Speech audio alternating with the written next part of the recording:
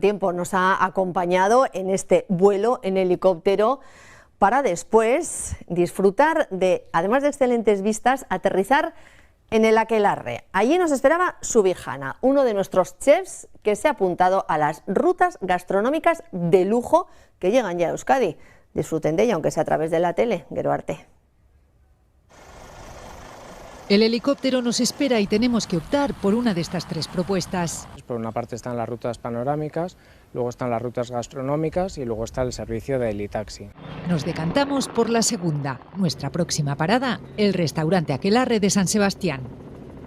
Por 1.000 euros por persona disfrutamos de las vistas de la costa guipuzcoana.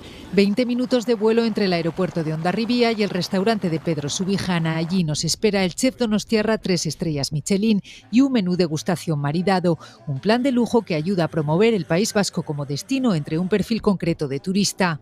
Por ejemplo, gente que viene del norte de Europa en jet privado, aterriza en San Sebastián, va a comer a uno de los restaurantes de estrella Michelin que tenemos y luego se marcha después de comer. Todo lo que hagamos por mejorar y que se lleven, bueno, al final lo importante es que se lleven un recuerdo maravilloso de nuestra tierra y tengan ganas de volver y además se lo cuenten a los demás, ¿no?